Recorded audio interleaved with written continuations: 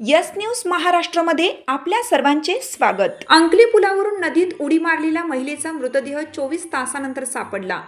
कोल्हापूर सांगली मार्गावरील अंकली पुलावरून कृष्णा नदीत उडी मारलेल्या महिलेचा मृतदेह तब्बल 24 तासांच्या शोध मोहिमेनंतर रविवारी दिनांक 31 ऑगस्ट रोजी सायंकाळी सापडला।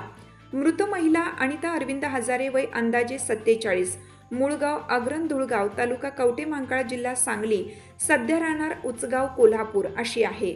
शनिवारी दुपारी पतीसोबत दुचाकीवरून सांगलीहून कोल्हापूरकडे येत असताना मोबाईलवर फोन आल्याने अनिताबाई यांनी अंकली पुलाजवळ गाडी थांबवली। त्या फोनवर बोलत असतानाच अचानकच नदीत उडी घेतली। पतीने त्यांना थांबवण्याचा प्रयत्न केला, परंतु तोवर त्या पाण्यात कोसळल्या होत्या। या घटनेनंतर SRF रेस्क्यू फोर्स व वजीर रेस्क्यू फोर्स यांनी शनिवारी सायंकाळपासून शोध मोहीम हाती घेतली होती। अखेर रविवारी सायंकाळी 4 वाजता अंकली गावापासून सुमारे 700 मीटर अंतरावर शेताच्या कडेला नदीपात्रात त्यांचा मृतदेह आढळून आला। शव बाहेर काढून सांगली सिव्हिल हॉस्पिटलमध्ये शवविच्छेदनानंतर नातेवाईकांच्या ताब्यात देण्यात आला। या शोधात कैलास वडर, सागर जाधव, महेश गव्हाणे, आसिफ मकानदार, सागर माळी, SRF रेस्क्यू तसेच रौफ पाटील, वजीर रेस्क्यू यांनी सक्रिय सहभाग घेतला।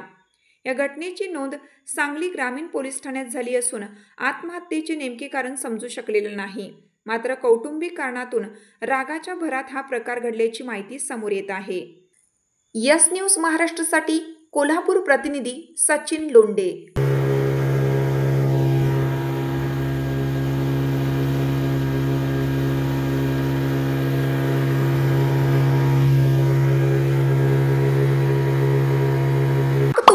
साथ आमची यस न्यूज महाराष्ट्र चॅनलला लाईक करा व सबस्क्राईब करायला विसरू नका।